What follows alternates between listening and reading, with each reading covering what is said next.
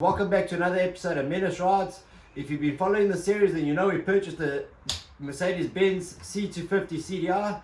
Michael and I have done a service on the vehicle. We're still getting fuel related issues, so we'll start the tests today and see what we come up with regards to why this thing is giving us a fueling issue. So stay tuned, like, share, subscribe. It's going to get interesting.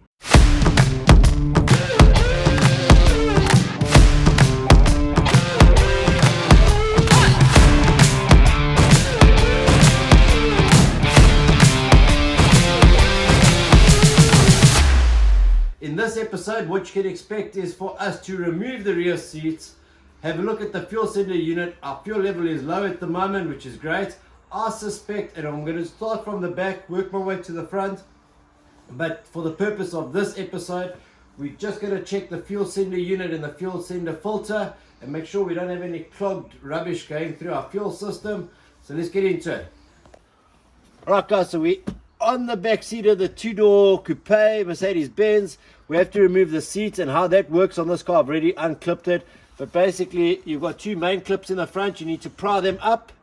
Once that's up, there's two main retaining clips on the back ends. And to get those out, they're a little bit tough. You have to force the seat forward and then lift up the seat. So it needs to go back and up. And boom, seat out. So there's two main inspection hatches to get to your fuel tank. I'm assuming one's got the fuel cylinder unit and the other one's got a backup sensor of some sort. I think it's going to be on this side, so I'm going to start this side. All you need is a size 8 socket and remove 1, 2, 3, 4 screws, and you can get access to the tank. That's 1, 2,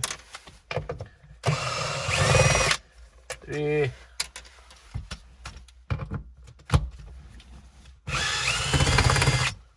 4, and that's up. It looks like we're on track with the spider cobwebs. Okay, we'll give this all a good clean up so none of that dirt gets into our fuel, but it looks like we're in the right place because we've got a fuel flow and a fuel return line and an electrical sensor. So we'll get these two press clips out and the fuel open after we've done a wipe up. So we've opened up the two inspection hatches at the back of the W204. That's the model series of this vehicle. You'll have a look this side. You can definitely see there's a fuel flow and a fuel return line from your high pressure pump side, and electrical meter or power to the pump. On this side there's an additional side, but you can see there's no fuel that side, so I'm just guessing at the moment that is some sort of a additional float sensor for the fuel level sensor. So we're going to attack this side because this is where our fuel's coming from. We're going to take a tool, most likely a hammer, and do a quarter turn on this release clip. Get it open. Our fuel levels are low at the moment, so we're happy to work with it.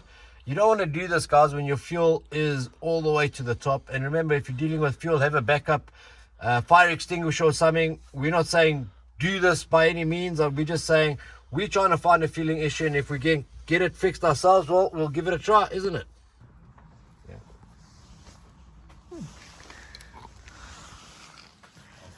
Is this big enough? What's that? Oh yes, that's perfect. That's the Mercedes AW505 tool. You can order this online directly for Mercedes to open up your fuel cylinder unit. Carla, this came in a kit from Mercedes with a big flat screwdriver. Okay. I think we're going to need that. Okay. Okay guys, so after we've closed up the wrong side, so if you're in the UK, the near side is not the correct side for the actual pump.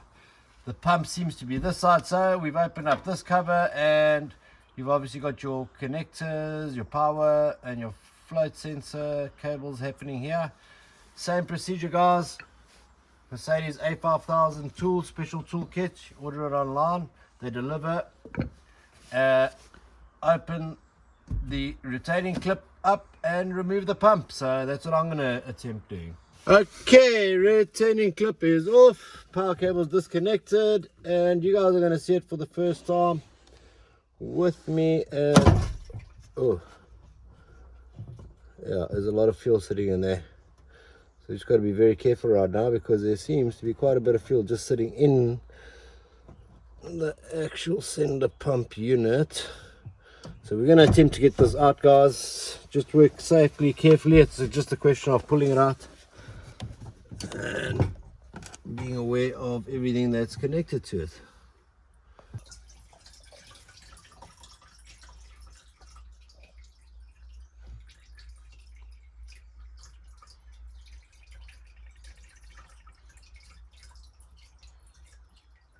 We managed to remove the whole fuel pump assembly and unclip the actual pump from the housing. We've cleaned up our filter. We found a little bit of debris here, but not what we were expecting to find. So our problem is most definitely not here, because we know this is working. I know it's bad, but I was hoping to find this all clogged up with soot and rubbish and whatever else from it sitting at the yard and that. But it actually looks pretty good. So we did all that for nothing. We can't say for nothing. It's just we're starting at the basis of the fueling system, which is the fuel tank. We're making sure that that's clean. So stay tuned for the next episode, guys. In the next episode, we'll be doing a leak down test to make sure that all our injectors are correct. And after that, we'll be doing a pressure test on the high pressure pump. So a lot more to get through to, guys. Unfortunately, this isn't our problem with the C250 CDI. We'll have to dig deeper, and for that you'll have to stay tuned for the next episode. We were putting the fuel cell back in, the fuel sender unit. Like you saw, we removed it. There was a little bit of cloth underneath the actual strainer filter. It was so little, I don't know if that does anything or would do anything. I didn't see that it was blocking it completely. That was taken out, everything's been put back. While we were at that point, Carla decided that we should, instead of putting a diesel system cleaner into the fuel tank, we should just throw some down the throat where the fuel pump sits and then start the vehicle. So we threw in, I'd say, a quarter of this REDEX diesel system cleaner. We threw that down the throat of the fuel pump sender unit, because it's got a little reservoir.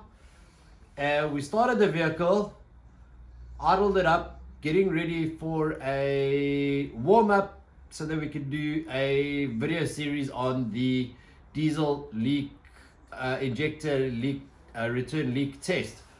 And while we were revving it up, we thought, well, to get the car warmer quicker, we're just going to take it for a ride, and the engine light's gone. So do we do an injector test or not? Leave your comments down below. This brought my Ford Transit 2003 alive. After standing for a year, it wouldn't start, and this freed up the fuel pump, so we decided this is just worth trying. My Ford Transit is running and driving no problem, so maybe this will run and drive no problem. We're hoping. We're going to have to take it to the fuel station, put a little bit more fuel in this thing to give it a longer drive out, but that fuel engine light is gone, and it's performing like a C250 CDI AMG should perform. So guys, like, share, subscribe. More content on this vehicle coming soon. We're working on the video of the service. We've done a full service on it. Something glitched out with the battery and the camera and whatever. We're working on that. We'll get it out soon. Mark's working on it. Anyway, like, share, subscribe. It's been awesome. REDEX System Cleaner, thank you very much. We're not sponsored, by the way. REDEX, it's time.